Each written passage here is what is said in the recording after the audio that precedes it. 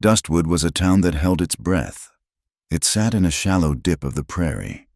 A single dusty street carved between a sun-bleached church on one end and a weary-looking saloon on the other, as if God and the devil were in a silent standoff. The wind was the town's only true voice, whispering through the sparse cottonwoods, carrying the scent of dry earth, horse manure, and the faint, ever-present fear of the Lord. The people of Dustwood lived by two things: the word of God as spoken by Reverend Donnelly, and the fear of what lay beyond the town's edge, the vast, unforgiving emptiness of the plains. Faith here was a hard thing, brittle as old bone. It was not a faith of comfort, but of obedience. It was in the rigid set of the women's jaws as they scrubbed their porches, in the stiff nod of the men as they passed the church, and in the way every eye seemed to watch, to judge, to measure. The town was a spider web of unspoken rules and quiet condemnations, and at its very center sat Elora Donnelly, the preacher's daughter. To the people of Dustwood, Elora was a portrait of piety, 19 years old. She was as quiet as the dust motes that danced in the church's afternoon light. Her dresses were always gray or brown, high-collared and long-sleeved, modest to the point of erasure. Her pale blonde hair was severely parted and pinned in a tight bun at the nape of her neck, a style that made her look older than her years and pulled the skin taut across her fine cheekbones. Every Sunday, she sat at the small organ in the corner of the sanctuary, her thin fingers pressing the keys with a practiced, emotionless grace. She never looked up. Her world was the worn hymnal, the polished wood of the organ, and the scuffed toes of her own shoes. But if one looked closely, truly looked, they might have noticed things. They might have seen the way her gaze would sometimes drift to the stained glass window, not to admire the image of the Good Shepherd, but to watch a hawk circling in the vast, blue emptiness outside. They might have noticed that, when she thought no one was watching, her left hand would reflexively rub her right wrist, a gesture of soothing that was almost constant, and if they were ever close enough, they would have seen the faint, discolored marks that circled that wrist, usually hidden beneath the cuff of her sleeve. They were old marks, faded like a watercolor painting left in the sun. But they were there, a testament to something no one in Dustwood ever spoke of. The whispers had started a few weeks ago, quiet as the rustle of a mouse in the church walls. They concerned Mr. Silas Abernathy, a merchant from a larger town to the east. He was a man well into his 50s, with a paunch that strained the buttons of his waistcoat and hands that always seemed slightly damp. He was a friend of the Reverend's, a man of means and influence, and he had begun to visit Dustwood with increasing frequency. The whispers said he was not there for business, nor for the salvation of his soul. He was there for Elora. The women spoke of it in hushed tones over their mending circles. A good match, Mrs., Gable would say, her needle darting in and out of a sock, secures the Reverend's standing. The church needs patrons. He is a mature man, Mrs., Pinter would add, her lips pursed in a way that passed for piety but was, in fact, thinly veiled judgment. But a girl like Elora, so devout, she understands duty. The men, for their part, said little. They saw the arrangement for what it was: a transaction, a debt being paid, a favor being curried. Reverend Donnelly had a reputation for strictness in the pulpit, but also for a certain weakness in his financial dealings. Mr. Abernathy was the solution, and Elora was the price. The talk was of an offering of honor, a phrase that turned Elora's stomach to ice whenever she overheard it. She was not a woman to be courted. She was an asset to be transferred. She had seen the way Mr. Abernathy looked at her during his visits, his gaze lingering on her face, her hands, her form, as if he were assessing livestock. His smile never reached his small, shrewd eyes. Her world had not always been so small, so suffocating. She remembered a time before, when her mother was alive. Her mother, Maeve, had been a woman of soft smiles and a faith that smelled of wildflowers and fresh-baked bread, not of incense and old paper, With her, the church had been a place of song, not silence. The Bible's stories were tales of wonder, not warnings of damnation. They had tended a small garden behind the parsonage, and her mother had taught her the names of the prairie flowers, Indian paintbrush, bluebonnet, primrose. Even here, in all this dust, Maeve would say, her hands covered in soil, God leaves a little beauty. You just have to know where to look. But a fever had taken Maeve when Elora was 10, and with her went all the color and warmth in the world. Her father, a man already stern, became a monolith of grief and rigid doctrine. The house grew silent, save for the rustle of his Bible pages and the sound of his heavy footsteps on the floorboards. The church became Elora's entire world, her home, her school, her prison. She learned to cook and clean and mend, to be silent and obedient, to make herself small enough not to be noticed. She learned that her father's love was conditional, a reward for perfect compliance, and that his displeasure was a cold, heavy thing that could leave marks deeper than any on the skin. One late spring afternoon, the air thick and heavy with the promise of a storm, Elora saw him. She had been sent to the general store for flour, her basket clutched tightly in her hand. The town was quiet, its people indoors, bracing for the coming rain. As she stepped out of the store, her eyes were drawn to the blacksmith's forge at the far end of the street. A man stood there, his back to the town. He was tall, broad-shouldered, and dressed in the worn, practical clothes of a man who lived in the saddle, a cowboy, a drifter. He was not a dustwood man. He held himself with a stillness that was different from the town's tense quiet. It was a patient, watchful stillness, like that of a predator. His horse, a powerful roan, stood nearby, untethered, waiting. He did not engage in the usual pleasantries. He did not tip his hat to the blacksmith or inquire about the weather. He spoke few words, his voice too low for Elora to hear, pointing at what he needed. The blacksmith nodded, took his money, and handed him a set of newly forged horseshoes. The man tucked them into his saddlebag, his movements economical and precise. He was all purpose, no preamble. He did not look toward the church. He did not seem to notice the town at all, treating it as a mere watering hole on a long journey. Elora found herself unable to look away. He was a creature of the world beyond dustwood, the world her father preached against, a world of sin and godlessness and dangerous freedom. Yet there was nothing menacing about him. There was only a profound sense of self-containment, as if his world was carried within himself, and he needed nothing from anyone else. As if sensing her gaze, he turned slightly. His face was weathered, his jaw strong and covered in dark stubble. His eyes, from this distance, were just dark shadows under the brim of his dusty hat. He didn't look at her, but in her direction, and she quickly lowered her head, her heart suddenly beating a frantic rhythm against her ribs. She hurried back toward the parsonage, the bag of flour feeling impossibly heavy. Later that day, the sky had turned a bruised purple gray, and the wind began to moan. Elora was sent to the town well to draw water before the storm broke. The well stood in the small square between the church and the store, a neutral ground. The air was electric, and the scent of rain was sharp and clean. As she lowered the bucket, the rope rough against her palms, she heard the soft tread of a horse. She looked up. It was him, the cowboy. He had led his roan to the trough beside the well. He stood there, letting the horse drink, his hand resting gently on its powerful neck. He was closer now, and she could see the details the distance had hidden, the fine lines etched around his eyes from years of squinting into the sun, a thin, white scar that cut through his left eyebrow. His hands were calloused and capable. He moved with an unhurried grace that was at odds with the frantic energy of the rising storm. He finished with his horse and turned toward the well. For a moment, Elora froze, her hand still on the crank. He needed water, and she was in his way.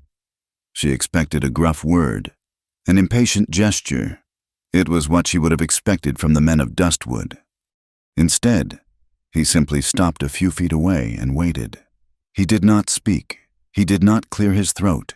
He just waited, giving her the space to finish her task. His patience was a strange and unsettling courtesy. Flustered, she began to crank the handle, hauling the heavy, sloshing bucket up from the depths. It was heavier than usual, and she struggled, her grip slipping on the wet wood.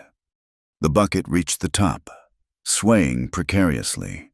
As she reached to steady it, her sleeve, damp from the rising mist, rode up her arm, exposing the pale, bruised skin of her wrist. She saw it, and she knew he did too.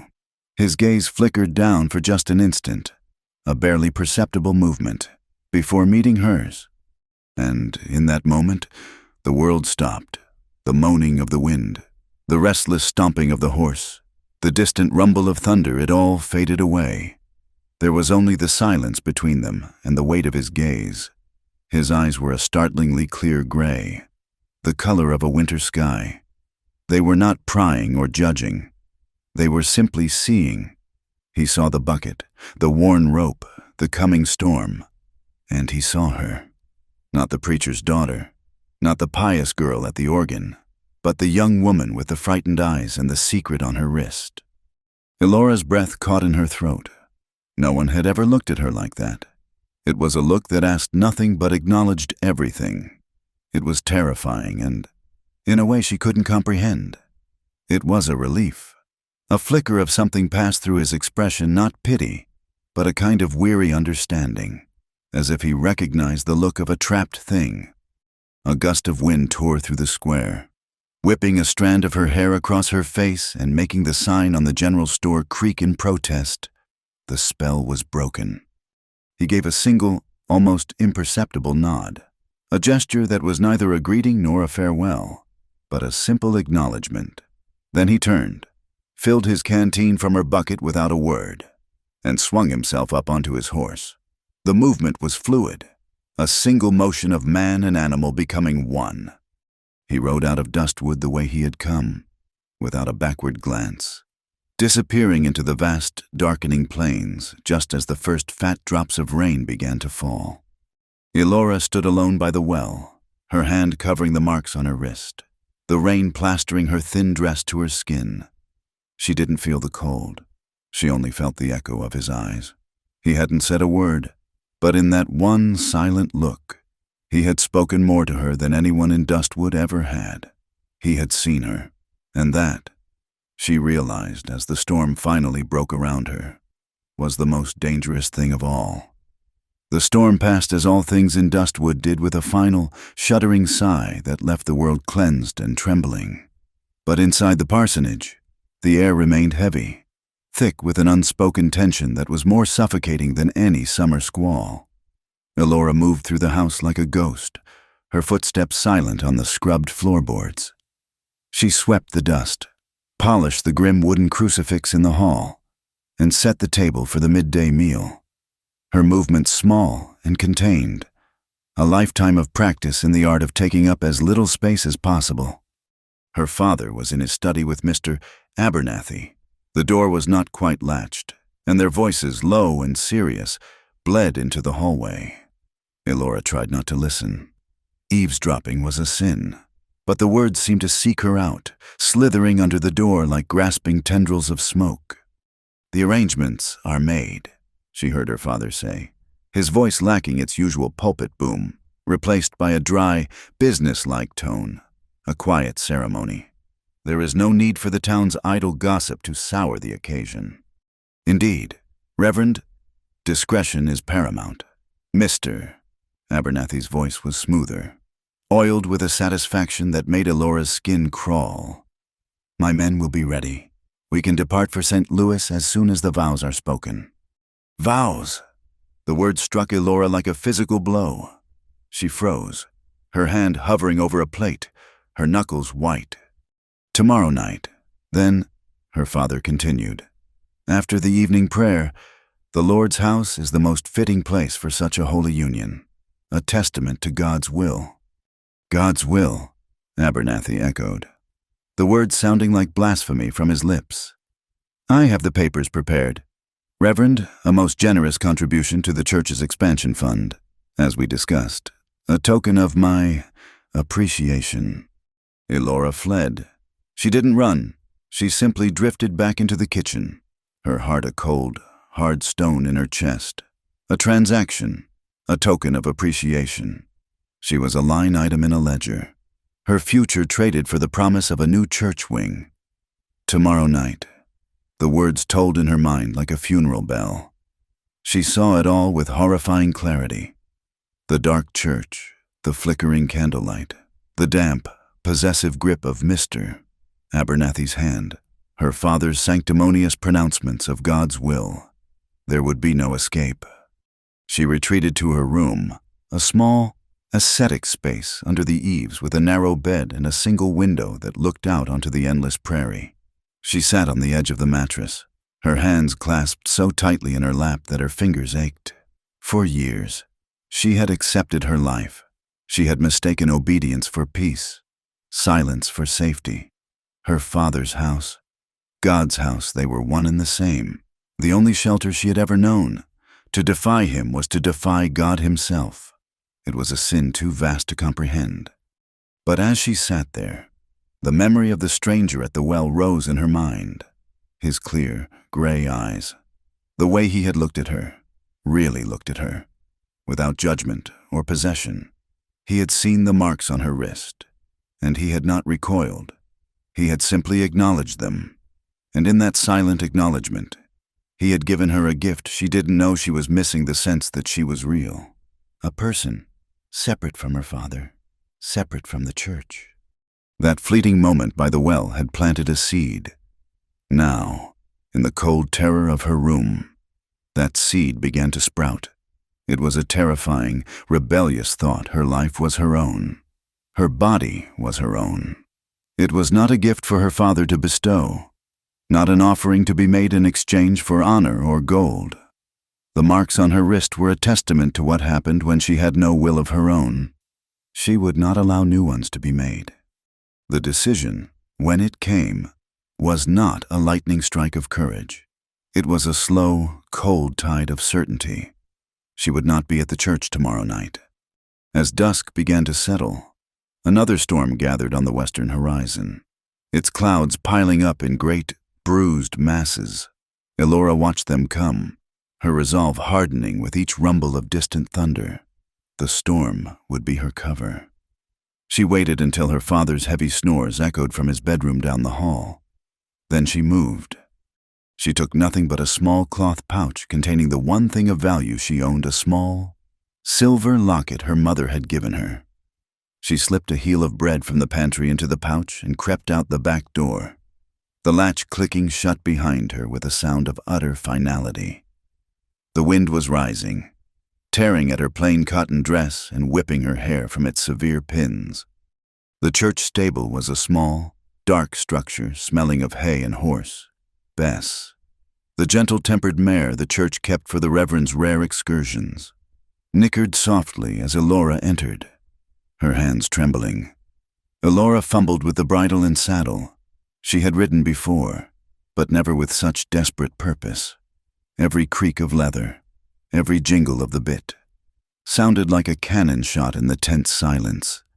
She led the mare out into the churchyard, her heart pounding against her ribs. To steal was a sin. To steal from the church was a damnation. But to stay was a fate far worse. She swung herself into the saddle, her skirts tangling around her legs, and urged Bess into a trot, heading away from the single street of Dustwood, out into the open plains. She had no destination, only a direction away. The storm broke with the fury of a vengeful god. Rain came down in blinding horizontal sheets, and lightning ripped the sky, illuminating the vast, terrifying emptiness around her. The world was reduced to the sound of the wind, the drumming of the rain, and the frantic, sucking mud beneath Bess's hooves. It was a nightmare, but it was a nightmare of her own choosing. For the first time in her life, she was in motion, propelled by her own will. She had been riding for what felt like an eternity when she heard a sound distinct from the storm. Shouts, carried on the wind, the thunder of hoofbeats, faster and more certain than her own. She risked a glance over her shoulder. In a flash of lightning, she saw them. 2 riders, maybe 3, dark shapes pushing their horses hard. She recognized the bulky form of Silas Abernathy. Even from a distance, they were coming for her. Their property was escaping. Panic, cold and sharp, pierced through her resolve. She dug her heels into Bess's flanks, urging the tired mare onward. The horse responded with a surge of speed, but Elora was no match for her pursuers.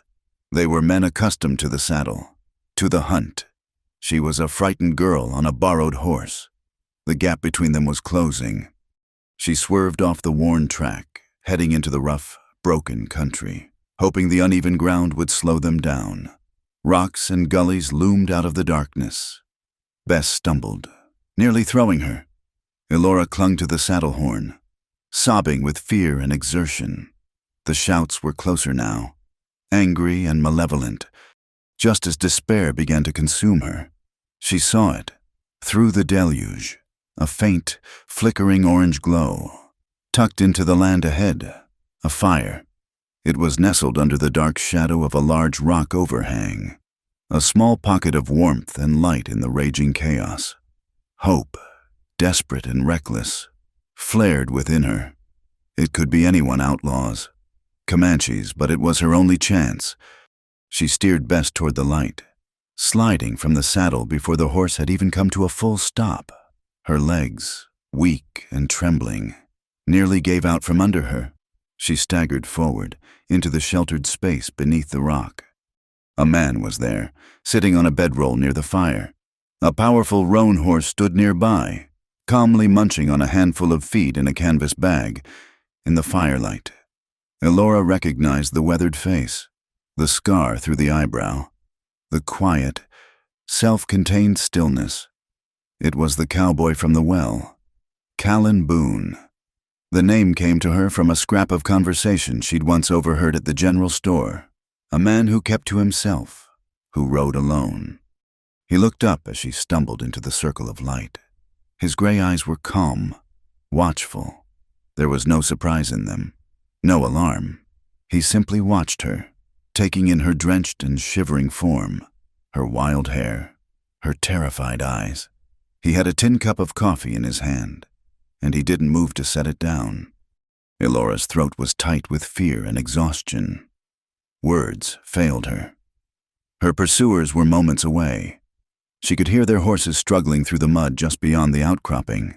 She took a half-step forward, a silent, desperate plea. Her hand, trembling uncontrollably, reached out and brushed against the warm, solid flank of his roan. It was not a gesture she had intended, but an instinctual appeal for sanctuary. "Please."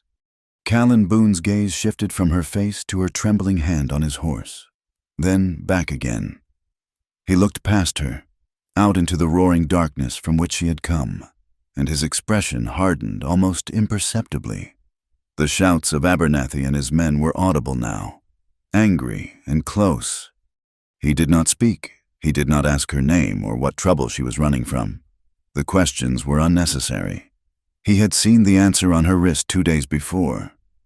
He set his coffee cup down carefully by the fire. Then he reached over to his bedroll, picked up a thick, dry wool blanket, and held it out to her.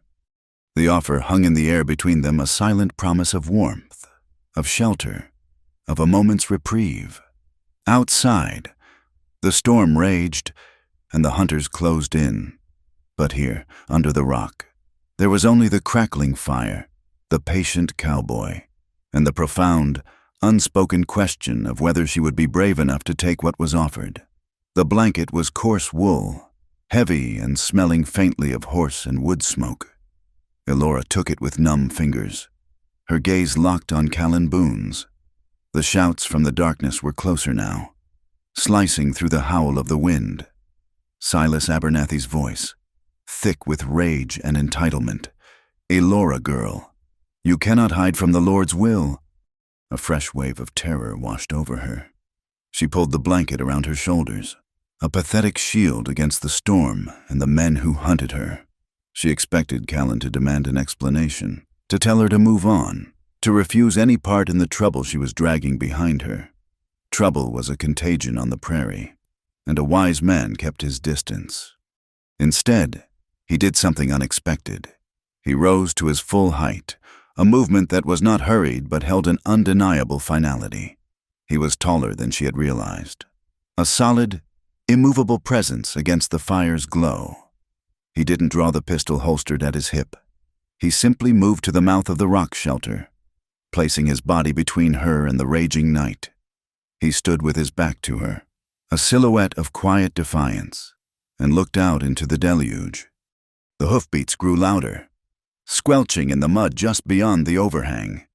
"There's a fire!" another voice yelled. "Rougher than Abernathy's. Could be her."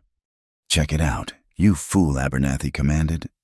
Elora shrank back, pressing herself against the cold stone wall, her breath coming in shallow, silent gasps.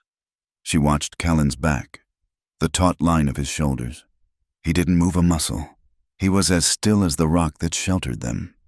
A horseman appeared at the edge of the firelight, his face obscured by a dripping hat brim. He peered into the shelter, his eyes catching on the broad-shouldered man who stood there, silent and waiting.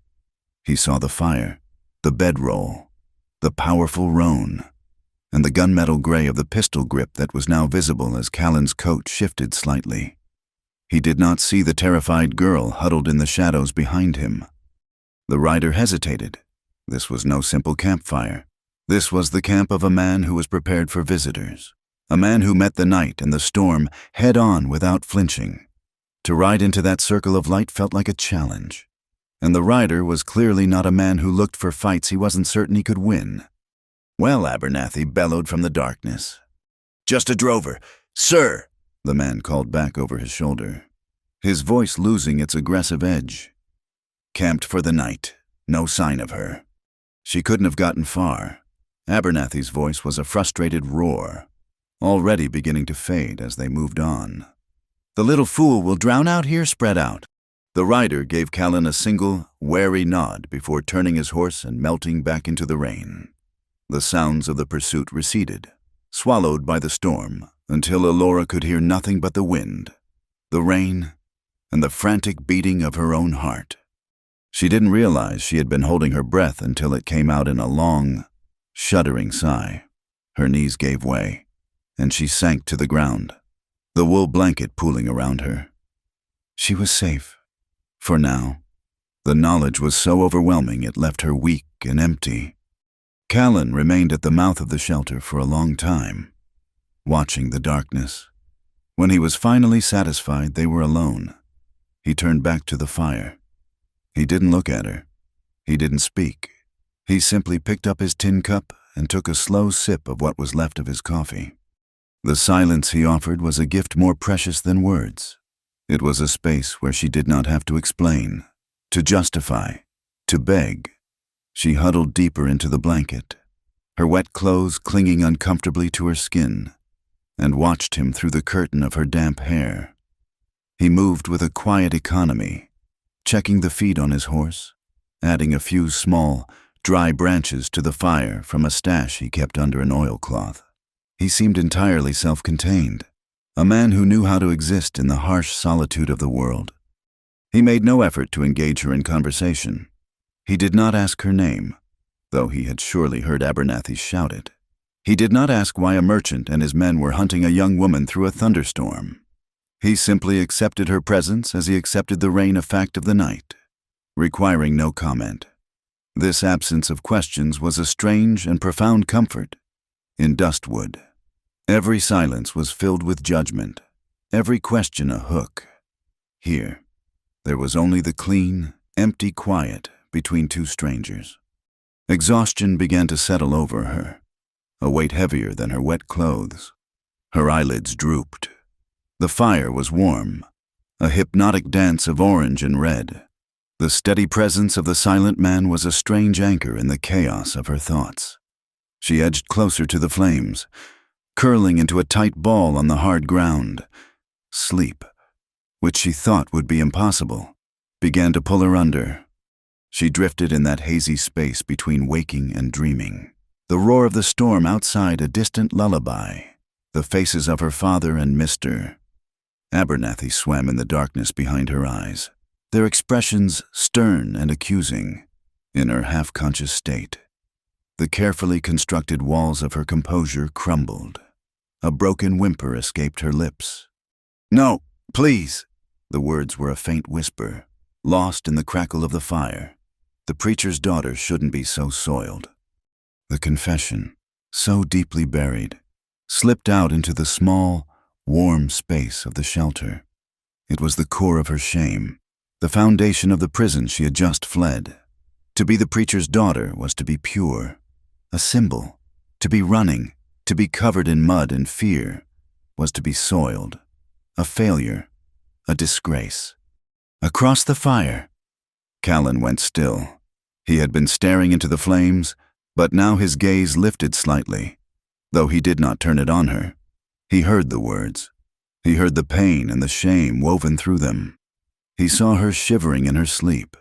A small, broken thing washed up at his fire. He could have spoken. He could have offered a word of comfort, of pity. Instead, he reached for a larger piece of wood, a solid length of mesquite, and placed it carefully onto the heart of the fire. The flames licked at the new fuel, hesitated, and then surged, growing stronger and brighter, pushing back the shadows and the cold. It was an answer without words. A promise. "I will keep the fire going. You are safe here. Sleep." Elora sank deeper into oblivion, a true and dreamless sleep, protected by the silence of a stranger and the warmth of his fire. When she woke, it was to silence. The storm was gone. The world outside the shelter was unnaturally bright, washed clean by the rain. Soft morning light filtered into the overhang, illuminating the dust motes dancing in the air. For a moment, she was disoriented, unsure of where she was. Then the memory of the flight, the storm, the pursuit came rushing back. She sat up abruptly. The blanket, now dry, fell away from her shoulders. She was alone. The fire had been banked, a bed of still glowing embers. His bedroll was gone. His saddle was gone. His horse was gone. A cold dread, familiar and sharp, gripped her. He had left her. Of course, she was trouble. He had given her shelter for a night, an act of passing charity. And now he was gone, wisely putting distance between himself and whatever hunted her. She was alone again, in the middle of nowhere, with nothing. The brief, fragile sense of safety she had felt shattered, leaving her more exposed than before. She scrambled to her feet, her eyes scanning the small campsite for any sign of him. And then she saw it. Placed on the flat rock where he had sat the night before was a single, thick piece of hardtack biscuit. It was a meager offering, but it was food. And next to it, held down by a small stone, was a piece of slate, the kind a child might use for lessons. Scratched into its gray surface with the tip of a knife were a few clear, deliberate words. They were not elegant, but they were steady and strong. "If you need to go further, I'll show the way." Elora stared at the message, her breath catching in her throat. He hadn't abandoned her. He was waiting. He was out there, somewhere beyond the shelter, giving her the space and the time to make a choice. It was a courtesy so profound, so alien to her experience, that it brought tears to her eyes. He wasn't telling her what to do. He wasn't dragging her along or casting her out. He was offering a path, but leaving the first step entirely up to her. She picked up the piece of biscuit, its rough texture grounding her. She looked at the words on the slate, then out at the vast, sun-drenched prairie that stretched to the horizon. The world was huge and terrifying, but for the first time in her life, it was also full of possibility. She took a bite of the biscuit. The choice was hers. She ate the biscuit slowly, deliberately, letting the rough, dry texture ground her in the new reality of the morning. Each bite was a choice. Each swallow was an act of rebellion. When she was finished, she brushed the crumbs from her dress, took a deep breath of the rain-scrubbed air, and walked out from under the rock overhang into the bright, unforgiving sunlight. He was waiting, just as the slate had promised. He and his roan stood on a small rise about 100 yards away. Watching her, he wasn't impatient. He was simply there, a fixed point in the vast, rolling landscape. He had saddled her mare, Bess, and the horse stood grazing nearby. The reins looped loosely over a scrubby bush. He had done this for her, another courtesy she did not know how to acknowledge. Words felt clumsy and inadequate, so she said nothing. She walked to Bess, gathered the reins, and pulled herself into the saddle. She looked over at him, a silhouette against the morning sun, and gave a single, small nod. It was enough. He turned his horse without a word and started off, heading south, into the heart of the empty land. Elora followed. Thus began their journey through the silent country. The world they rode into was stripped bare, a canvas of cracked earth, pale grass, and a sky so enormous it seemed to press down on them. The sun was a merciless hammer, and the silence was a living thing, broken only by the plodding of the horse's hooves and the whisper of the wind. In Dustwood, silence had been a weapon, a tool of judgment. Here, it was simply space. It was a vast, empty page on which a new life could be written. Callan rode ahead, not so far that she felt abandoned, but with a comfortable distance between them. He set a steady, relentless pace, one that ate up the miles without exhausting the horses. He seemed to be a part of the land itself, reading its subtle language in a way Elora never could. He knew where to find the shallow depressions where rainwater might have pooled, how to navigate the treacherous, rock-strewn arroyos. He moved with a purpose that was both comforting and intimidating. On the third day, he taught her about the knife. They had stopped at midday in the meager shade of a lone, twisted mesquite. He dismounted and, with a few swift, practiced motions, dispatched a jackrabbit he'd caught in a simple snare. He pulled a worn skinning knife from his belt and began to work. Elora watched, mesmerized and slightly repulsed by the brutal efficiency of it. When he was done, he wiped the blade on a clump of dry grass and looked at her. He reached into his saddlebag and pulled out a much smaller knife. The wooden handle was smooth, worn to a soft patina by another's hand. He held it out to her. Handle first. She hesitated, her hands more accustomed to organ keys and sewing needles. "You'll need to know," he said. His voice was rough from disuse, the first full sentence he had spoken to her. It wasn't a suggestion. It was a statement of fact. She took the knife. It felt foreign and dangerous in her palm. He motioned for her to sit, and then, using a stick, he began to draw in the dirt. He showed her the right way to hold the blade, not with a fist of fear, but with a firm, respectful grip. He demonstrated how to use its edge for scraping, its point for piercing, its flat side for prying. He spoke little, letting his actions carry the lesson. He guided her hand once, his calloused fingers covering hers for a brief, startling moment. His touch was not forceful or possessive. It was instructive, a steady pressure that communicated more than words ever could. It left a tingling warmth on her skin long after he had let go. That night, he taught her how to listen. After a small meal of roasted rabbit and the last of his hardtack, they sat by the fire.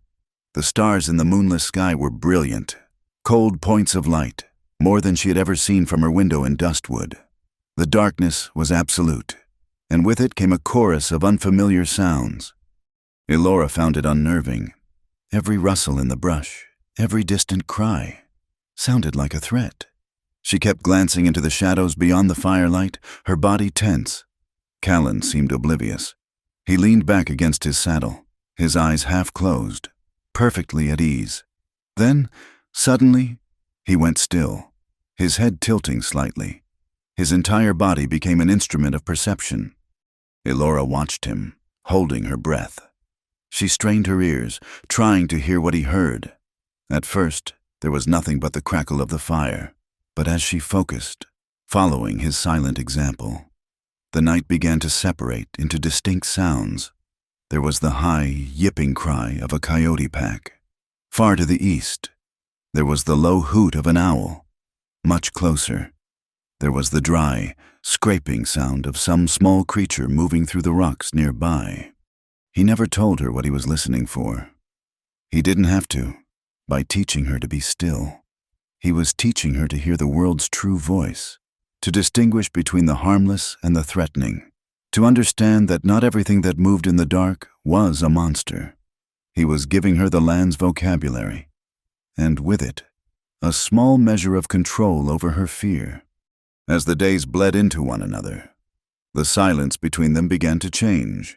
It was no longer an empty void, but a shared space, comfortable and understood. And into that space, Elora began to speak. It started with a question about a bird with a bright red crest. Callan answered with its name, Cardinal, and fell silent again. The next day, she pointed to a distant, flat-topped mountain. "It looks like a table," she said, her voice small. He grunted in what might have been agreement. Then, one evening, sitting by the fire, she began to tell a story. "My mother," she said, her voice soft and hesitant, "she loved to bake. She could make a pie from almost anything. Wild plums, Mustang grapes." She said the secret wasn't the sugar, but finding the fruit that wanted to be sweet all on its own. Callan didn't look at her, just continued to sharpen his knife. The rhythmic scrape of steel on stone a steady accompaniment to her words. He knew, with a certainty that needed no proof, that this was not a memory. It was a fabrication, a delicate and beautiful lie. The preacher's daughter from Dustwood, with her haunted eyes and bruised wrist, had not known a mother who baked pies from wild plums, but he also understood that the girl needed this story. She was not just running from a past, she was trying to build a new one memory at a time. So he listened, and his silence was a form of acceptance. She told him other stories, about a father who was a quiet carpenter, a man who smelled of sawdust and taught her how to read the grain in a piece of wood, about a brother who had gone to sea, promising to bring her back a pearl from the ocean floor. She wove a tapestry of a life she had never lived, a family she had never had. She never mentioned Dustwood. She never spoke of the Reverend Donnelly or Mr. Abernathy. The girl they had hunted through the storm was being carefully, deliberately erased, replaced by this new Elora, a girl of fictional but gentle memories. Their nights took on a quiet ritual. They did not have a tent, only a large, heavy canvas tarp. Callan would rig it between two sturdy bushes or a low rock face, creating a lean-to that broke the wind. It was a small, enclosed space. He would lay his bedroll on one side, and she hers on the other. The fire at the opening kept the chill at bay and the animals away. They slept just a few feet apart, separated by a chasm of unspoken history. In the flickering firelight, she would watch the shadows play across his face as he slept. He seemed younger then. The harsh lines of his face softened. She wondered about the scar on his eyebrow, about the weary understanding in his eyes. He never touched her, never even came close. But his presence was a constant, solid warmth in the vast, cold darkness of the prairie. Their gazes began to meet more often, and to linger. It would happen over the simple, shared tasks of survival. When he passed her the canteen, their fingers would brush, and their eyes would lock for a beat longer than was necessary. When she handed him a plate of food, his gaze would hold hers, a silent acknowledgement that was more than just thanks. These were not the hungry, possessive looks of Mr. Abernathy or the judging stares of the Dustwood townsfolk. They were moments of quiet communication, of two solitary people beginning to truly see one another. In his eyes, she saw not piety or disgrace, but a reflection of her own burgeoning strength, and she wondered what he saw in hers. After nearly 2 weeks of travel, the landscape began to change. The flat, barren plains gave way to rolling hills dotted with juniper and pinon pine. The air grew thinner, cleaner. One afternoon, Callan reined in his horse at the crest of a high ridge. He pointed. In the distance, nestled in a small, green valley fed by a thin ribbon of a creek, was a structure. It was a small, dilapidated farmhouse with a collapsed barn beside it, an abandoned homestead. It was broken and lonely, but it was also a place of shelter, a destination, a beginning. Elora looked at the farm, then back at Callan. His face was unreadable, but his eyes held hers for a long, silent moment. The journey through the silence had brought them here. She was no longer the frightened girl who had stumbled into his camp. She was a woman who knew the weight of a knife, the language of the night, and the freedom of a story of her own making. And she knew, without a single word being spoken, that this was where the next chapter would begin. The abandoned homestead was not a sanctuary. It was a challenge. The days that followed their arrival were filled with the relentless labor of reclamation. The small, 2-room farmhouse had been ransacked by wind and time. Its windows were vacant eyes, and dust lay thick as fallen snow on every surface. The nearby creek, however, ran clear and cold, a promise of life in the parched land. This was the currency they dealt in now, not coin or scripture, but water, work, and the slow, arduous process of building something from what was broken. They fell into a rhythm born of necessity, a silent partnership that required few words. Elora took charge of the house, her quiet determination of force against the years of neglect. She swept away the webs of spiders and the nests of mice. She patched the chinking between the logs with a mixture of mud and dry grass. She found a rusty bucket in the collapsed barn, scoured it clean with sand from the creek, and used it to haul water. The work was hard, unfamiliar, and it left her muscles aching and her hands raw. But with each task completed, she felt a piece of herself being mended, a sense of ownership she had never known.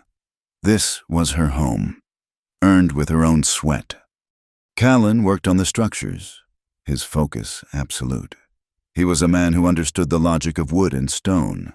He repaired the sagging porch, replaced the rotten floorboards near the door, and shored up the stone foundation of the chimney. He moved with a deep, physical intelligence, his capable hands seeming to know exactly how much force a weathered plank could take, where to place a nail for the strongest hold. The largest task, the one that loomed over them like a skeletal giant, was the barn. Its roof had caved in on one side, and the main support beams were dangerously splintered. To leave it was to invite the winter snows to finish the job of destruction. To repair it was a monumental undertaking for 2 people. The sun was relentless, beating down on the valley with a white-hot intensity. Callan had been working on the barn for 3 days straight, clearing debris and assessing the damage. Elora brought him water, watched him from a distance, and felt a growing, unspoken admiration for his tireless strength. On the 4th day, he began the dangerous work of trying to lever a fallen beam out of the way. The air was still and suffocatingly hot. Sweat plastered his dusty cotton shirt to his back and chest. After a long struggle with the heavy timber, he finally stopped, breathing heavily. He straightened up, wiping his forehead with the back of his arm, and looked at the sun. His eyes narrowed. Then, without a moment's hesitation, he unbuttoned his shirt and pulled it off, tossing it onto a pile of hay. Elora, who had been approaching with the water bucket, stopped dead in her tracks, her breath caught in her throat. His back was a landscape of old wounds. Down the left side, from his shoulder blade to his hip, was a thick, raised scar, a livid channel of ruined flesh that puckered the tanned skin around it. It was not the clean line of a surgeon's knife, but the jagged, angry remnant of a terrible tearing wound, as if lightning had been seared into his skin. It was a map of a pain she could scarcely imagine. But it was the other mark that held her gaze. a brand of a different kind. High on his right shoulder was a chaotic, circular scar of melted and puckered skin. The flesh discolored and shiny. It looked like a burn, a deliberate one. Within the tortured tissue, she could just make out the ghost of a shape beneath the faint, straight lines of a cross or a symbol that had been purposefully, violently obliterated by fire. She stood frozen, the water bucket suddenly heavy in her hands. She had seen her own share of marks, knew the shame of a body that bore the evidence of others' cruelty. The faded bruises on her wrist, so carefully hidden, felt like a child scribbles next to the brutal text written across Callan's back. This was the source of the weary understanding in his eyes, the profound stillness that had felt so safe. He was not a man untouched by the world's harshness. He was a man who had survived its very worst. He must have felt her eyes on him, because he turned his head slightly. He didn't try to cover himself. He didn't offer an explanation. He simply met her gaze, and in his eyes, there was no shame, only a flat, quiet acknowledgement. Yes, this is a part of me. This is what I carry. Elora swallowed hard and walked forward, her feet moving as if through deep water. She set the bucket down beside him. Neither of them spoke. The silence was thick with everything that had been revealed. She wanted to ask, to reach out, but the wounds felt too sacred to touch with clumsy questions. She simply dipped a ladle into the bucket and held it out to him. He took it, his fingers brushing hers, and drank deeply. The moment passed. He turned back to his work, and she returned to the house. The image of his back burned into her mind. That evening, the story came. The sun had set, painting the sky in strokes of deep orange and bruised purple. A chill crept into the valley. They sat on the newly repaired porch, the quiet sounds of the evening settling around them. For a long time, neither of them spoke, the memory of the afternoon hanging between them. Finally, Callan broke the silence. His voice was low, a gravelly rumble in the twilight. It was a punishing faith. Elora looked at him, her heart giving a small, tight leap.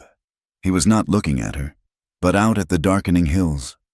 A brotherhood of zealots, he continued, his words measured, as if he were pulling them up from a great depth. They believed sin had to be scoured from the flesh. That pain brought you closer to God. The brand on my shoulder, that was their mark of fellowship, a sign that you belonged to them, body and soul. He fell silent again, and Elora waited, knowing this was a story that could not be rushed. I was young. My parents died of a fever, and my sister and I, we had nowhere to go. The Brotherhood took us in. They gave us food and shelter, and in return, they demanded everything. They taught me that the world was a pit of temptation, that a man's will was a wicked thing that must be broken and given over to God's elders. He picked up a small twig from the porch step and began to break it into smaller and smaller pieces, his strong hands surprisingly gentle. My sister, her name was Sarah. She was all I had left. She was like those wildflowers that grow in the rocks, delicate but tough. She didn't believe in their fire and damnation. She believed in sunshine and the goodness of things. She was 15. He stopped, the word hanging in the air like a stone. The elder of the community was a man named Josiah, old, powerful. He had buried 2 wives already. He decided he would take a third. He said God had told him to take Sarah for her own salvation. He said to protect her purity from the world. Elora felt a cold dread creep up her spine. It was her own story, told in a different voice. The merchant, her father, the offering of honor. It was all the same. I tried to stop it. Callan's voice was barely a whisper now, strained with a pain that was still raw after all these years. I stood up in the congregation. I called it what it was, a sacrifice, not a marriage. For that, they gave me the scar on my back, a lashing. They called it a lesson in obedience. They held me down and made me watch the wedding. The small twig in his hand snapped. I never saw her smile again. She just faded, like a flower in a room with no windows. 6 months later, I took a hot brand from the fire and I burned their mark off my skin. I swore I'd never again stand by while a man in a black coat used God's name to justify cruelty. I never went back. The story ended. He tossed the broken pieces of the twig into the dust. The valley was silent, save for the chirping of crickets. He had given her his deepest wound, the truth that lay beneath his silence. He had shown her the source of his solitary existence, the ghost that rode with him through the empty plains. He had seen her trouble in the storm, not as a stranger, but as a man who had seen the same storm claim his own sister. Elora's throat was thick with unshed tears. There were no words that could touch a pain so profound. No platitudes about God's will or time healing all wounds could bridge the chasm of his loss. So she did the only thing she could. Slowly, she reached out and laid her hand on his. His hand was large, rough, and calloused from a life of hard labor. It was completely still beneath hers. He didn't pull away. He didn't flinch. He just let her hand rest there, a small, warm weight against his skin. It was the first time she had ever initiated contact, the first time she had offered comfort instead of just receiving it. In that simple, silent gesture, something shifted between them. They were no longer just a protector and a fugitive.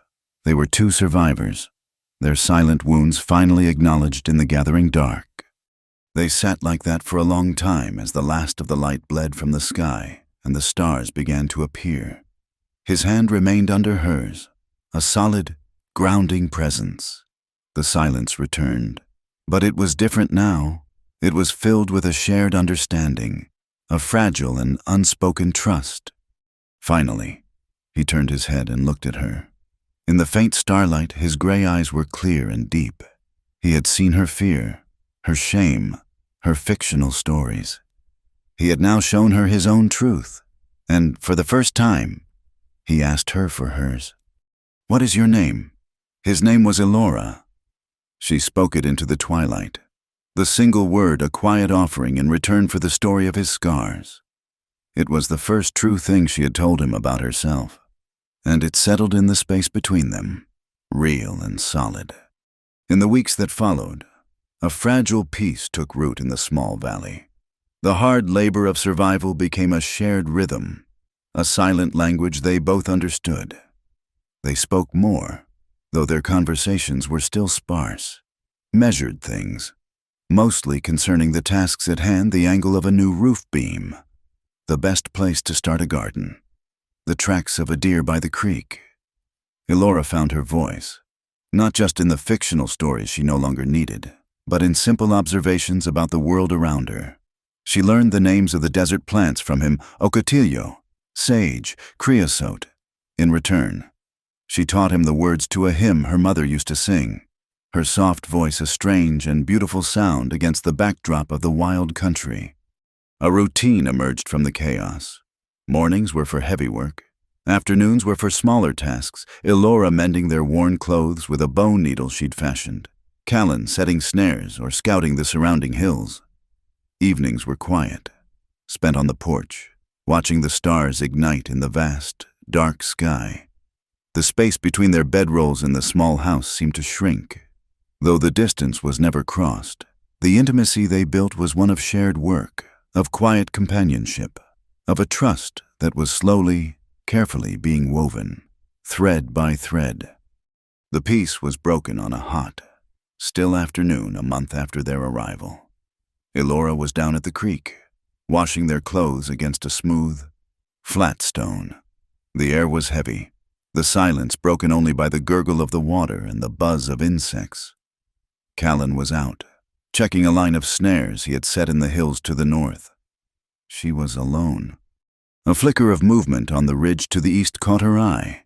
It was not the fluid grace of a deer or the low, earth-bound shape of a coyote. It was the unmistakable silhouette of a man on horseback. Then another appeared beside him, and a third. They sat their horses for a long moment, dark figures surveying the valley below.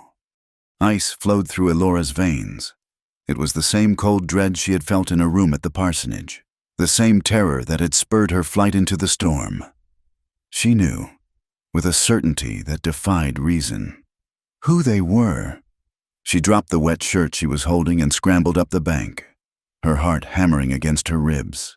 She ran, not away, but toward the house, toward the rifle Callan always kept loaded and propped just inside the door. She reached the porch, her breath coming in ragged sobs. Just as the riders began their descent into the valley, she burst into the house and seized the rifle. It was a heavy, alien thing in her hands. She had seen Callan clean and load it, had watched him handle it with an easy, deadly familiarity. To her, it felt like a length of cold, unyielding iron. She fumbled with the weapon, trying to remember how he held it, and peered through the open doorway. The three men were closer now, their forms becoming clear. The man in the lead was stout, his expensive town coat looking absurdly out of place in the rugged landscape. Silas Abernathy. The two men with him were lean and hard-faced, the kind of men who hired out their guns and their lack of conscience. A wave of nausea and fury washed over her. He had found her. After all this time, after all this distance, he had tracked her down like a piece of stray livestock. He had come to collect his property. The men rode into the small clearing in front of the house and reined in their horses. Abernathy's face was flushed, a mixture of exertion and smug triumph. His small eyes swept over the repaired porch, the neatly swept yard, and finally settled on Elora, who stood half hidden in the shadows of the doorway, the long barrel of the rifle shaking in her grip. "Well, well," Abernathy said, his voice oozing a possessive satisfaction. "It seems the little lost lamb has found a place to hide, a bit rustic for my tastes. But we shall remedy that soon enough. Your father sends his regards. Elora, he is most eager for you to return and fulfill your sacred duties." "I have no duties to him," Elora said, her voice a reedy whisper that was nearly lost in the pounding of her own blood in her ears. Abernathy chuckled, a wet, unpleasant sound. "Oh, but you do. A promise was made, a holy vow before God. You belong in a civilized place. My dear, not out here in the dirt with, well, wherever your ruffian companion has slithered off to." He motioned to one of his men. "Go on. Jed, fetch her. Be gentle, now. The merchandise is valuable." The man named Jed swung down from his horse, a cruel smirk on his face. He started toward the porch, his spurs jingling a deathly rhythm in the still air. "Stay back," Elora cried, her voice cracking. She tried to raise the rifle, but it was too heavy, its weight pulling her arms down. Jed just laughed. "Put that thing down, little girl, before you hurt yourself." He took another step, and another. He was at the edge of the porch when a voice, cold and quiet as a gravestone, cut through the air. "That's far enough." Everyone froze. Callan stood at the corner of the barn, not 20 yards away. He must have circled around from the hills, silent as a ghost. He held nothing in his hands. His rifle was with Elora. The pistol at his hip remained holstered. He simply stood there, his gray eyes fixed on Jed, his body radiating a lethal stillness. Jed stopped, his smirk faltering. Abernathy's face went from smug to enraged. "You I should have known. You're the one who aided this foolish girl's escape. You will pay for interfering in the Lord's work." Callan's gaze shifted to Abernathy, his expression unreadable. "The only work I see here is a vulture trying to rob a grave. The lady has made her choice. Ride out." "I will not," Abernathy shrieked, his face turning a blotchy red. "She is promised to me by her father. By God!" He gestured frantically at his two hired men. "He's unarmed. Take him." It was a fatal miscalculation. Abernathy, a man of ledgers and contracts, saw only an empty-handed opponent. Jed and the other man, products of a harder world, saw something else. They saw the coiled tension in Callan's shoulders, the absolute lack of fear in his eyes. They hesitated. But Abernathy's command, and his money, pushed them forward. Jed drew a long, wicked-looking knife from his belt.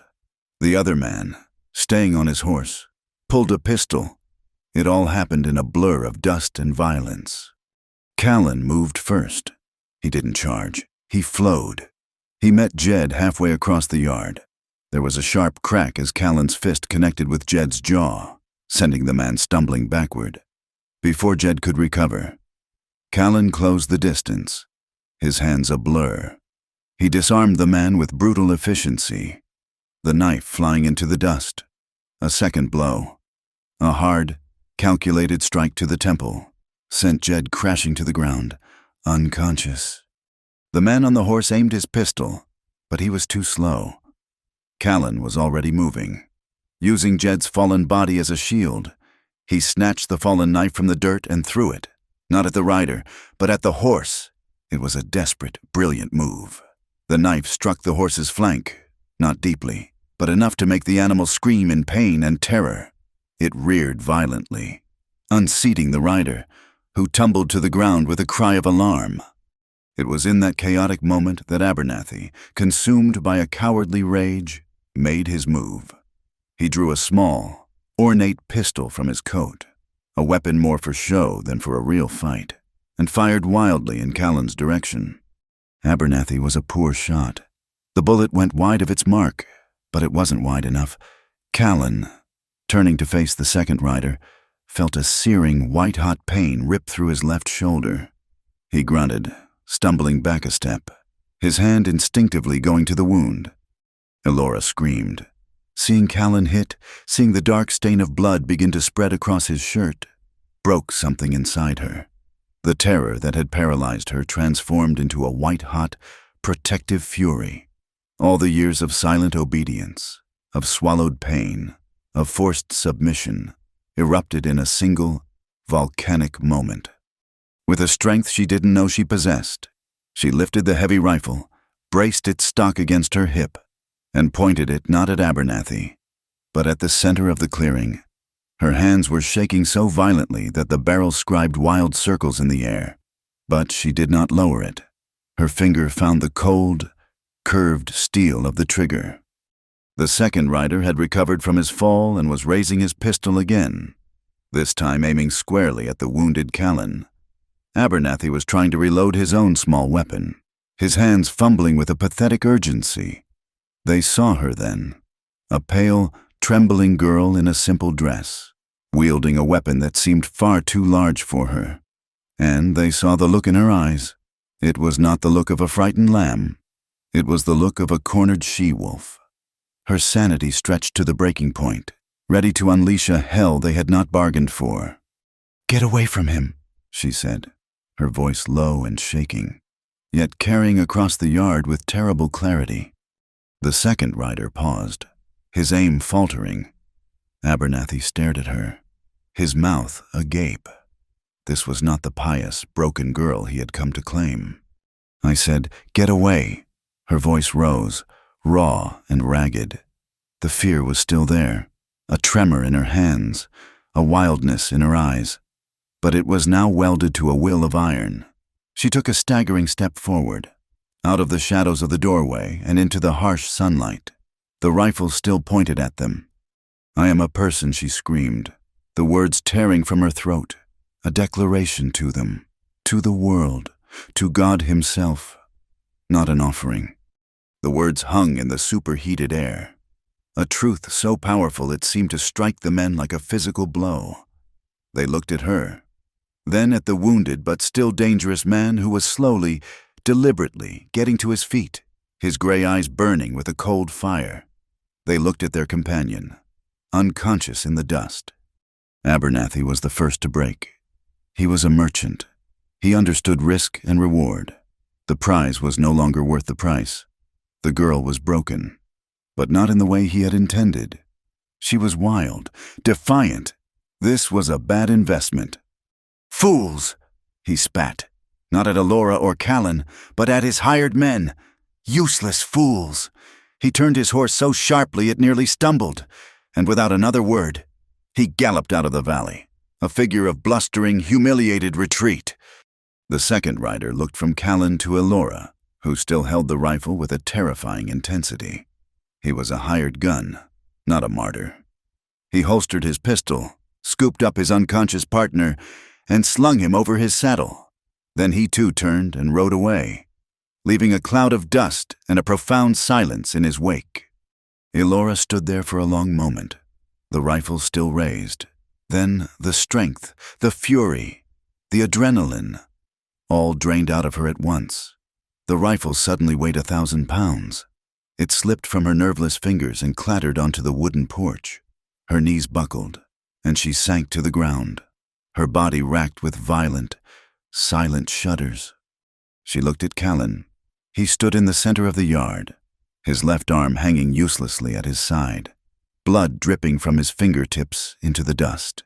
He was looking at her, and in his eyes was a look of raw, unguarded emotion she had never seen before, a mixture of pain, pride, and a fierce, aching tenderness. The sight of his wound, of his blood, shed for her, cut through her shock. She pushed herself to her feet, her legs unsteady, and ran to him. She fell to her knees before him in the dirt, her hands hovering over his injured shoulder, afraid to touch him, afraid of the damage that had been done. Tears streamed down her face, silent and hot. "It's just a graze," he said, his voice strained. "It went clean through." She looked up at him, her vision blurred. She ripped a long strip of cloth from the hem of her worn dress and pressed it against the wound, her hands now surprisingly steady. He hissed in pain but didn't pull away. She worked in a focused silence, her fear channeled into the desperate need to care for him. She was no longer a victim. She was a defender, a healer. As she tied the makeshift bandage, her head was bowed, her tears falling onto the blood-soaked cloth. He reached out with his good hand and gently touched her hair. His fingers were rough, but his touch was incredibly soft. She looked up, her tear-streaked face just inches from his. "I will not let them touch you again," he said, his voice low and raw with conviction. It wasn't just a promise. It was a vow, sealed in blood and violence under the unforgiving sun. He was no longer just a protector who had offered a way out. He was a man who had chosen to stand his ground, to make her fight his own.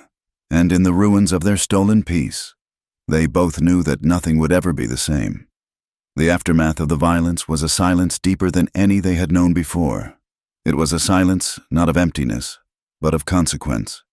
In the days that followed, the small house became a makeshift infirmary, and Elora, the healer, she cleaned Callan's wound with boiled water and cloths ripped from her own petticoat, her hands moving with a steady, focused grace she hadn't known she possessed. He bore the pain with a stoicism that was terrifying in its stillness, his jaw tight, his gray eyes watching her face as she worked. His injury shifted the balance of their world. The man who was a force of self-contained competence was now forced into a state of dependence. He could not lift. He could not chop wood. He could not easily saddle his own horse. He had to rely on her. This new vulnerability did not diminish him in her eyes. Instead, it made him achingly human. It allowed her to see past the formidable protector to the man beneath, the man with scars both new and old. And it forced her to be strong. Elora rose each morning before the sun, her purpose clear. She hauled the water. She tended the fire. She checked the snares he taught her how to set. Her revulsion at handling the trapped animals secondary to the pressing need to provide. She learned to swing an axe, her blows clumsy at first, but gaining in strength and accuracy with each passing day. The physical labor was exhausting, but it was also liberating. It carved away the last vestiges of the fragile, helpless girl from Dustwood, revealing a core of resilience she never knew she had. Callan spent most of his time on the porch, his arm in a sling she had fashioned from a strip of canvas. He watched her. He watched her wrestle with the heavy axe, her face set in a mask of determination. He watched her expertly skin a rabbit, her hands surprisingly steady. He watched her move about the small homestead, her presence transforming it from a derelict shelter into a home. He saw not weakness or fear, but a quiet, formidable strength. He saw the same fierce spirit that had lifted that rifle, and his silence was filled with a respect that was deeper than any words. They began to work together, a partnership of necessity and burgeoning affection. The barn roof still needed mending before the first snows. It was a job too heavy for one able-bodied man, let alone a wounded one. "The shingles on the north side are loose," he said one afternoon, his voice a low rumble from his chair on the porch. "The wind will take them if they're not secured." Elora looked up at the steep pitch of the roof, her stomach turning with a familiar knot of fear. "I can't," she began, but the words died in her throat. "The time for I can't was over." He seemed to read her thoughts. "You won't be lifting beams, just hammering. I'll talk you through it from here." His faith in her was a palpable thing. It was more potent than any command or encouragement. The next morning, she propped the rickety ladder against the wall of the barn and began to climb. Her hands trembled, her legs felt weak, but she kept her eyes fixed on the task, on the weathered wood of the roof. Below her, Callan's voice was a steady, calming anchor, guiding her movements, telling her where to place her feet, which nails to check, how to secure the loose shingles without putting her full weight on a weak spot. She worked for hours under the hot sun, her fear slowly receding, replaced by a focused competence. When she finally climbed down, her body aching and her face smudged with dirt, he was waiting with a dipper of cool water. Their eyes met as she drank, and in his gaze, she saw an approval that was worth more than any sermon of praise she had ever heard. They found a small patch of wild gourds growing near the creek, their vines tangled and their leaves withered, but the small, hard-shelled fruits were a treasure. They harvested them together, Callan using his good hand to point out the ripe ones, Elora gathering them in her apron. That evening, she roasted them in the embers of the fire. They ate them sitting on the porch, the sweet, smoky flesh a welcome change from a diet of salted meat and hardtack. It felt like a celebration, a small feast in their quiet kingdom. The simple act of sharing food they had gathered and prepared together was a powerful form of communion. One evening, as the air grew cool, Elora sat by the fire, a needle and thread in her hand. Across her lap lay Callan's shirt, the one he had been wearing when Abernathy's bullet had torn through it. She had washed it carefully in the creek, scrubbing until the last of the bloodstains had faded to a pale, ghostly brown. The fabric was worn, softened by years of sun and sweat. The bullet hole was a ragged, ugly tear near the shoulder. Callan sat in the shadows on the other side of the small room. Watching her, he said nothing as she began to sew. Her stitches were small and neat, a skill learned in the long, silent afternoons of her youth in the parsonage, a skill she had once resented. Now, it felt like a gift. She was not just mending a piece of cloth. She was trying to mend a piece of the violence that had shattered their peace. Each careful stitch was a prayer of thanks, a testament to his sacrifice. She was closing the wound in the fabric, just as she had closed the wound in his flesh. The only light in the room came from the fire, its flickering glow illuminating her bowed head, the focused line of her jaw, the gentle, rhythmic movement of her hands. It was an act of profound and quiet devotion, and in the stillness of the room, it felt as powerful as any vow. She finished late in the night and folded the shirt neatly, placing it on the small crate that served as his bedside table. He was already asleep, his breathing deep and even. She stood for a moment, looking at his face in the dying firelight, a wave of fierce, protective tenderness washing over her. She had saved his shirt. He had saved her life. It felt like a fair exchange. When she woke the next morning, the first pale light of dawn was filtering through the window. Callan was already up, a silhouette against the brightening sky as he stood on the porch. A strange, sweet scent hung in the air. Elora sat up and saw it. On the rough-hewn wooden table in the center of the room, placed in a chipped tin cup filled with water, was a single wildflower. It was a desert marigold, a small, defiant burst of bright yellow against the odds of the harsh landscape. It was a thing of simple, breathtaking beauty. It was utterly unnecessary for their survival. It served no practical purpose, and that was what made it so powerful.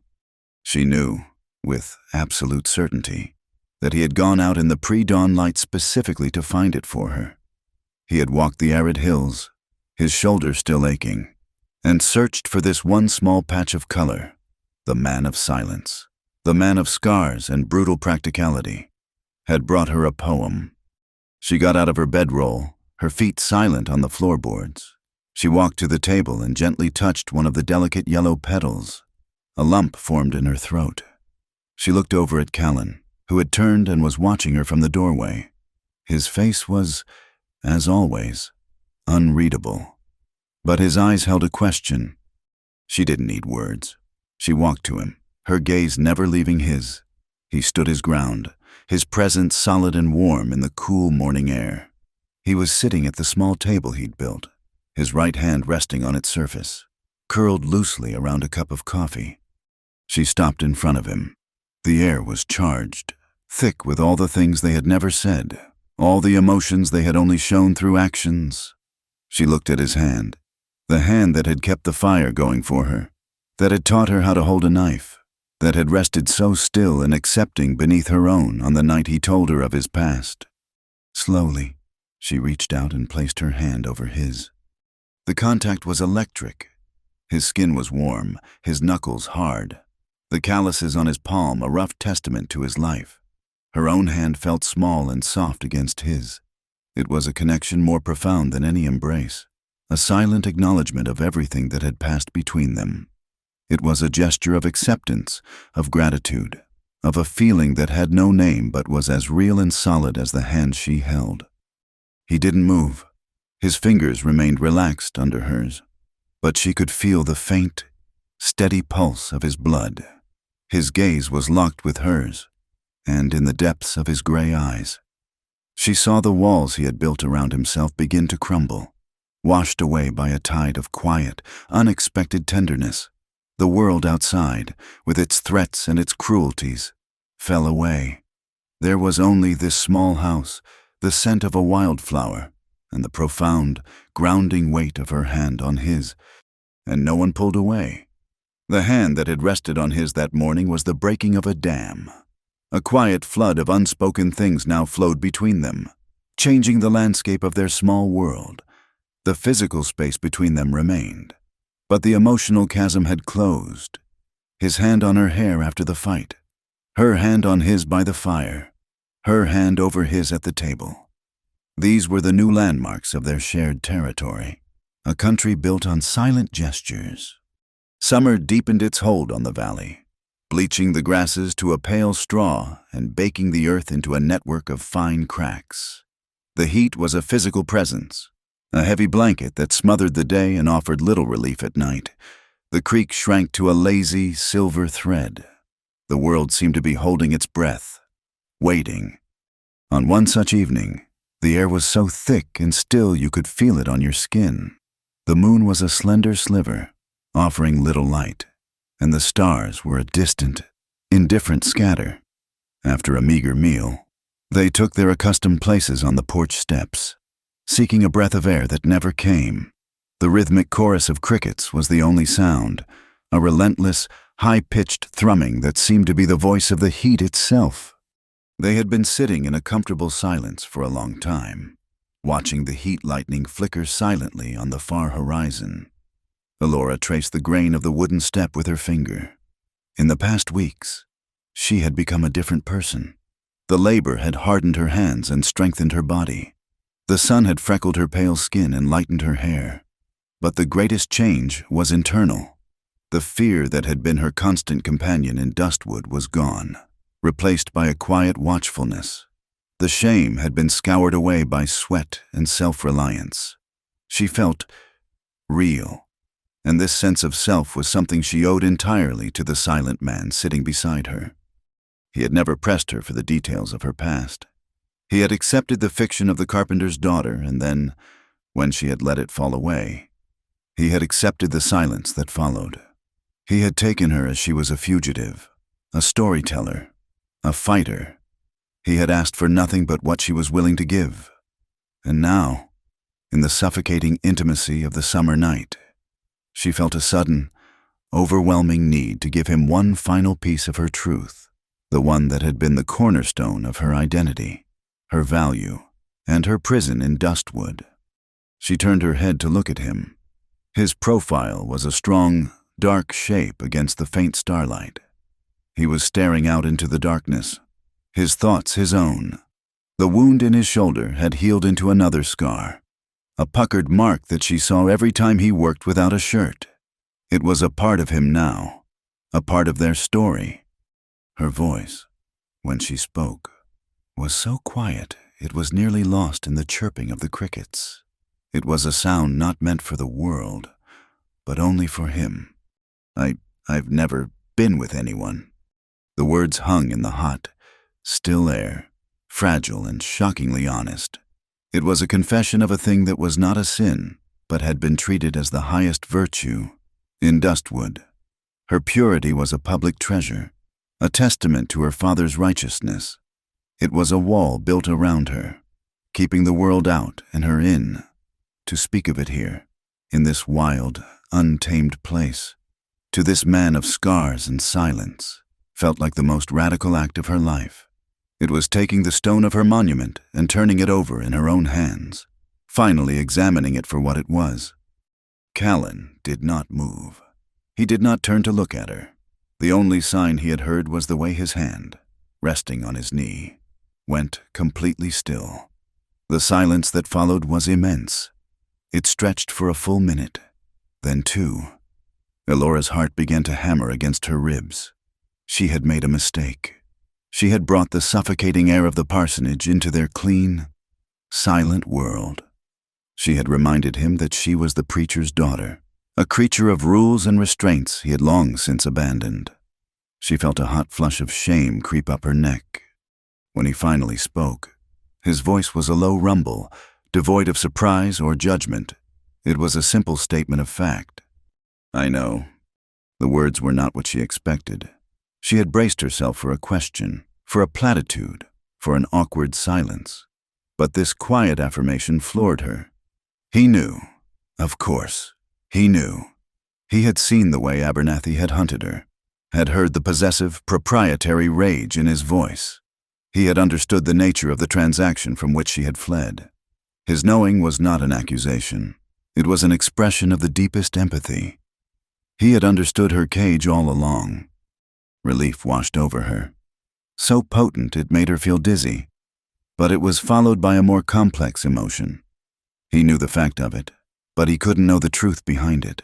The world, men like her father and Abernathy, would see her purity as a mark of piety, of a spirit untouched by carnal sin. But that was not the truth. The truth was lonelier and sadder. She looked down at her hands, clasped in her lap. It wasn't because I was afraid, she whispered, the words tumbling out now, needing to be said, or because I was saving myself. It's that I was never chosen. Her face burned, the confession leaving her utterly exposed. This was the heart of it. She had never been courted, never been looked at by a young man with shy affection, never been the object of a gentle, hesitant desire. Her life had been a path from her father's rigid control to the leering ownership of Silas Abernathy. She had never been a participant in her own life, merely a prize to be passed from one owner to the next. The choice had never been hers to make. She had not been seen as a woman, with a heart and a will of her own, but as a symbol, an offering, a thing. The crickets sawed on, oblivious. The heat lightning flashed again, a silent, silver pulse that briefly illuminated Callan's face as he finally turned to look at her.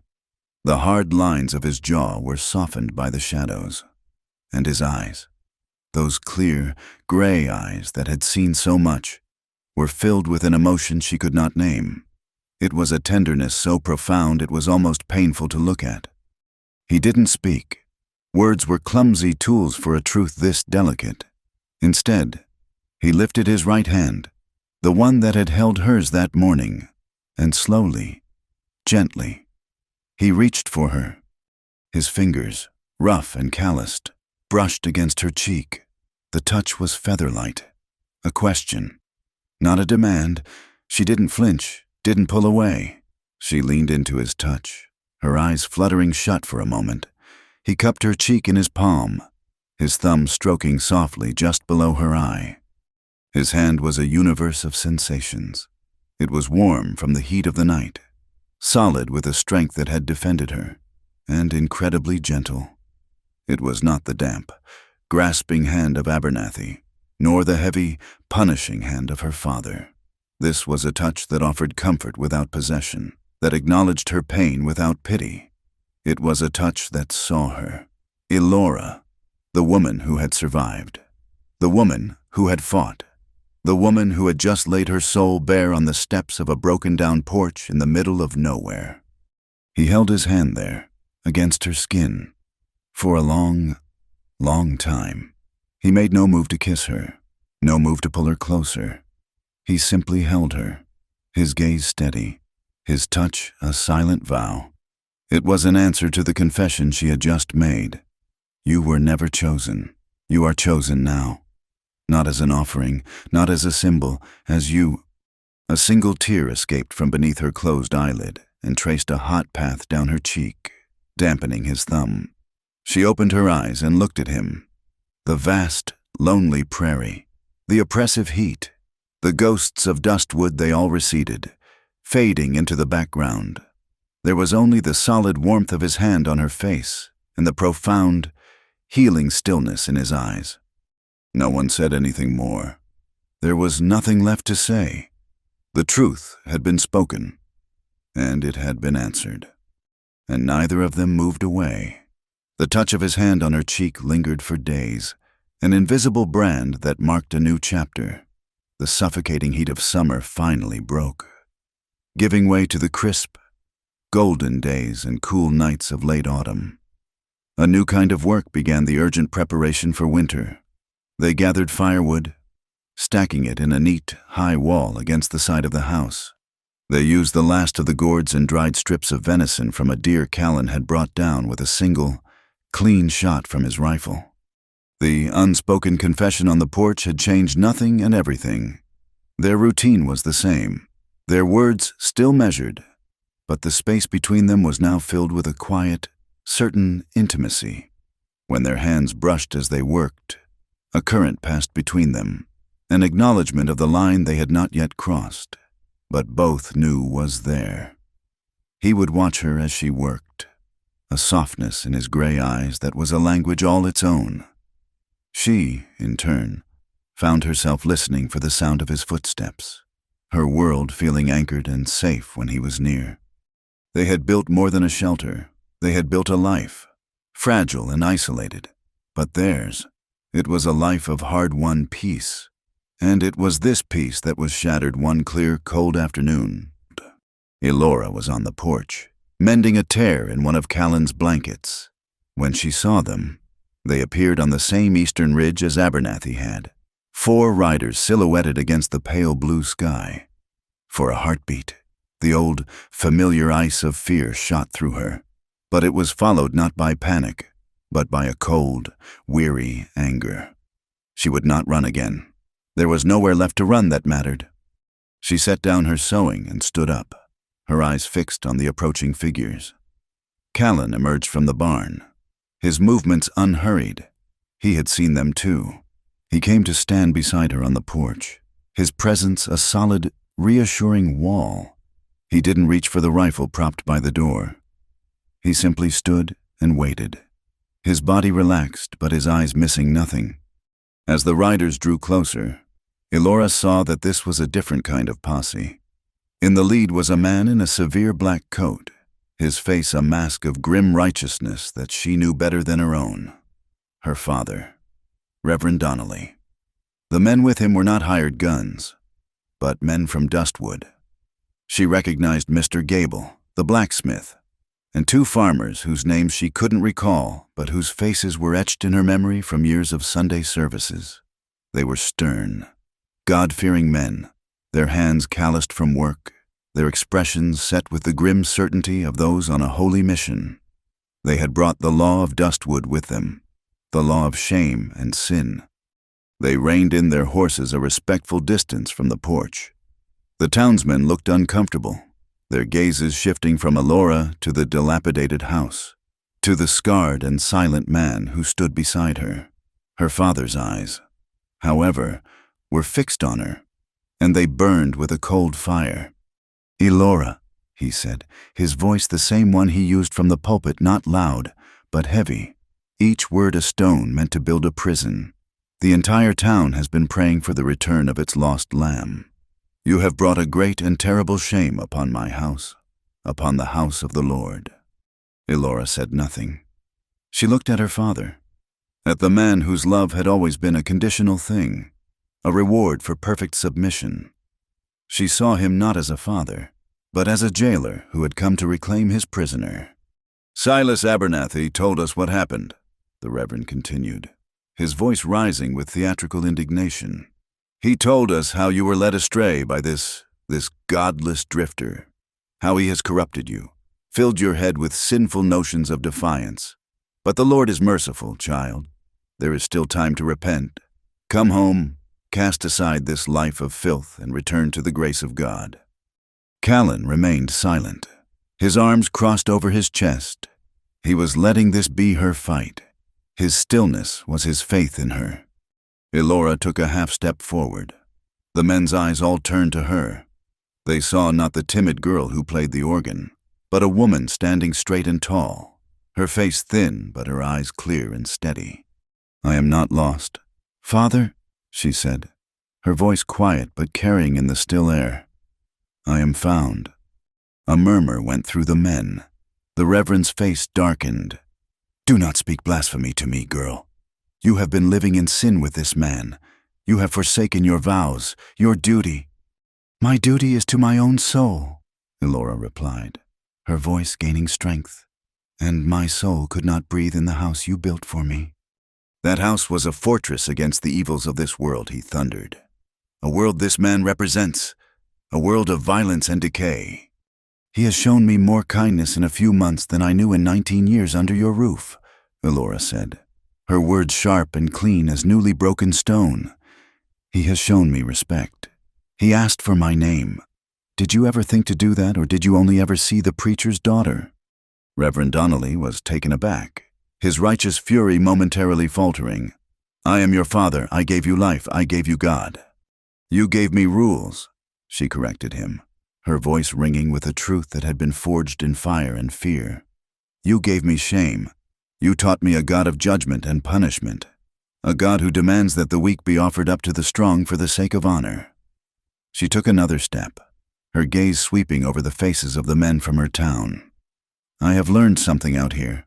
God is not in a church built of fear. He is in the water of the creek that gives life. He is in the warmth of a fire that holds back the dark. He is in the kindness of a stranger who asks for nothing in return." She turned her eyes back to her father, and it was here she delivered the final blow to the foundation of his world. People do not belong to God if they punish the weak. The words were her own scripture, her own sermon, and they struck the men with the force of a physical blow. "Mr. Gable shifted uncomfortably in his saddle. The two farmers looked at the ground, at their own calloused hands, anywhere but at the Reverend. They were simple men. They understood the punishing nature of the land, the cruelty of a drought, the harshness of a winter storm, but the deliberate punishment of the weak. Elora's words had struck a chord of simple, fundamental morality that the Reverend's complex theology had somehow missed. Her father was momentarily speechless, his face a mask of apoplectic rage. His authority was crumbling before his very eyes. He had come armed with law and sin, but his daughter had met him with a truth that was older and more powerful. He turned his fury on the only other target available. "You!" He spat at Callan, his finger pointing like an accusatory bone. "You have done this. You have poisoned her mind. You will answer to God for this soul you have stolen." Callan slowly uncrossed his arms. He didn't speak. He simply looked at the Reverend Donnelly. He let his gaze drift from the Reverend to Mr. Gable, then to the two farmers. meeting each man's eyes for a long, silent moment. In that look, the men of Dustwood saw everything. They saw the scars on his body, visible even through his shirt. They saw the hard, empty miles of the prairie. They saw the absolute certainty of a man who had been to the bottom of the world and had clawed his way back. They saw the memory of violence, the capacity for it, held in a state of perfect, lethal stillness. They saw a man who would not hesitate, who would not flinch, and who would die on this small patch of land before he let them take her. He had no need of a gun. He was the weapon. The men's certainty wavered. They had come to retrieve a wayward girl, to uphold the authority of their preacher. They had not come to die in a dusty yard at the hands of a man whose eyes held the cold, gray emptiness of a winter sky. Mr. Gable was the first to break. He cleared his throat and gathered his reins. "Reverend," he said, his voice rough, "the girl has made her choice. It ain't our place." "It is God's place," the Reverend shrieked, his voice cracking with desperation. But he had lost them. The farmers were already turning their horses, their faces grim. They had seen enough. The Reverend sat alone. His authority vanished, his posse deserting him. He was just a man in a black coat, shouting into the wind. He stared at Elora, his face a ruin of fury and defeat.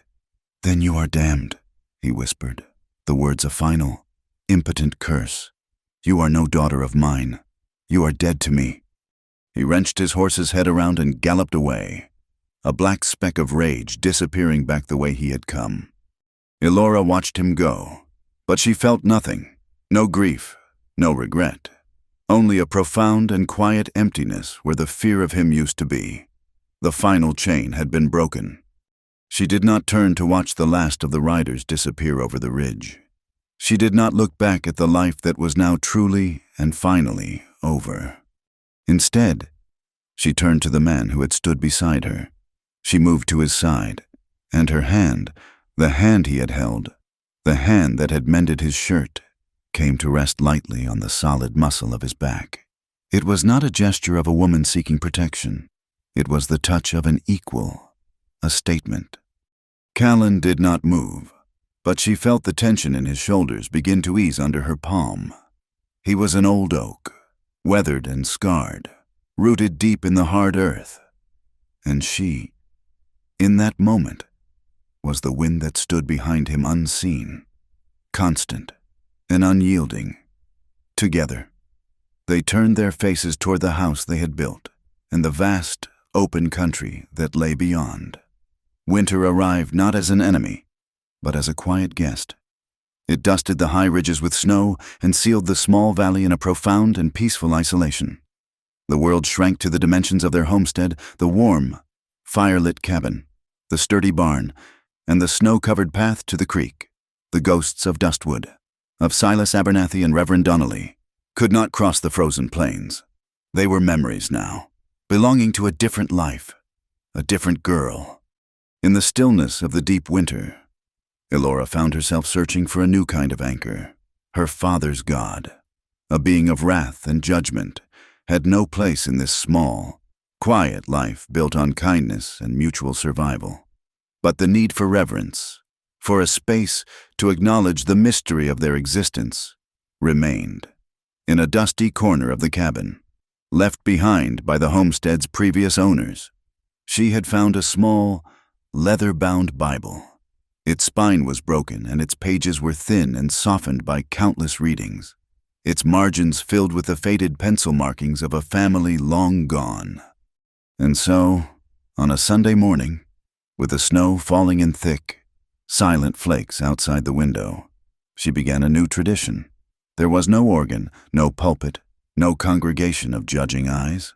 There was only the crackle of the fire, the sleeping form of Callan in his bedroll, and a small, half-wild boy named Tom.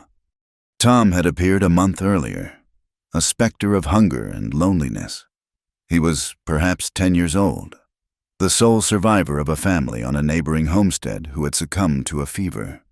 He had been living on his own, trapping rabbits and hiding from the world. Callan had found his tracks and followed them, not with aggression, but with a patient curiosity. It was Elora who had coaxed the boy in from the cold, her gentle voice and the offer of a hot bowl of stew breaking through his wary defenses. He had stayed, sleeping on a pile of blankets by the hearth, rarely speaking, but his presence had filled a silent space in the cabin they hadn't known was empty. Elora sat at the small table and opened the worn Bible. She didn't read the passages of wrath or damnation. She read the Psalms, the simple, ancient poems of shepherds and farmers who knew the harshness of the land and the mercy of a cool drink of water.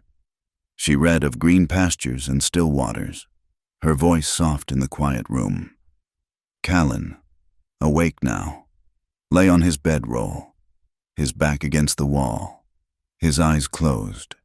He was not a man of prayer, but he listened, not to the words of God, but to the sound of her voice, a gentle melody that had become the soundtrack of his life.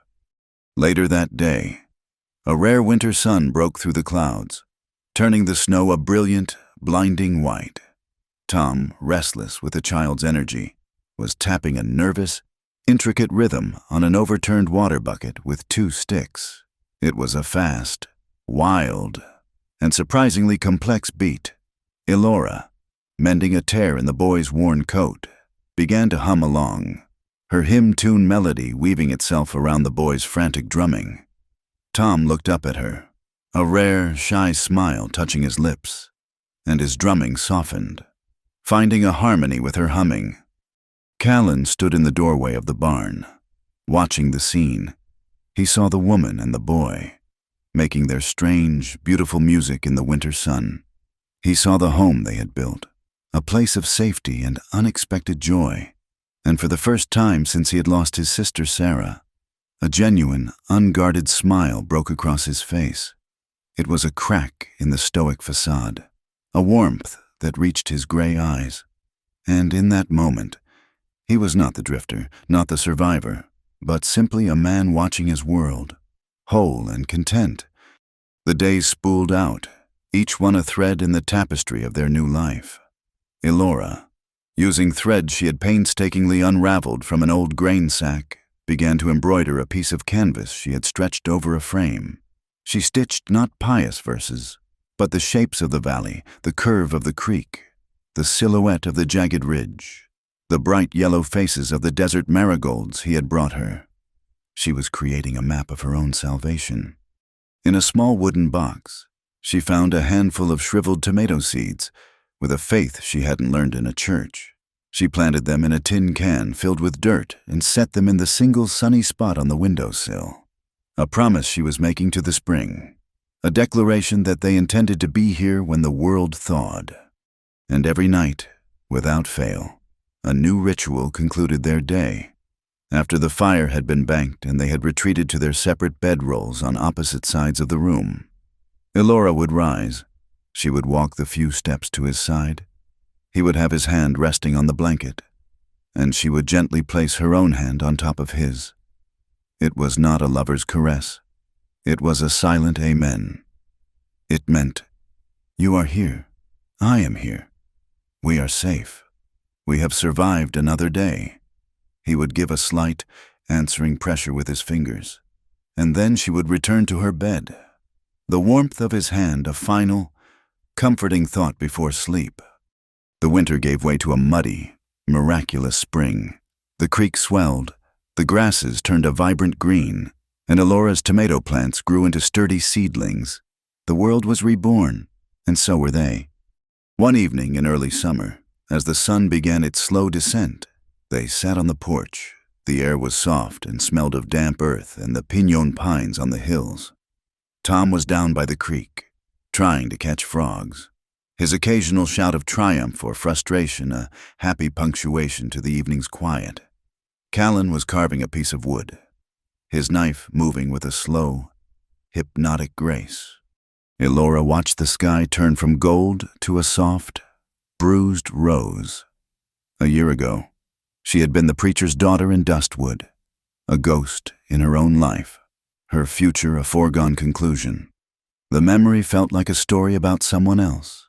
She looked at her hands, no longer pale and delicate, but tanned and capable. She looked at the man beside her, his scarred, quiet presence, the anchor of her entire world. She thought of the hook on which her old life had hung, the single, defining fact of her existence in that town. She spoke the thought aloud, not as a confession, but as a quiet observation, a final closing of a book she was finished reading.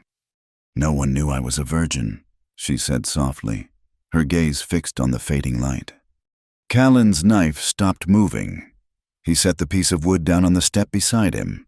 She felt his gaze on her, but she didn't turn to meet it. She kept her eyes on the horizon, on the border between the world she had left and the one she had found.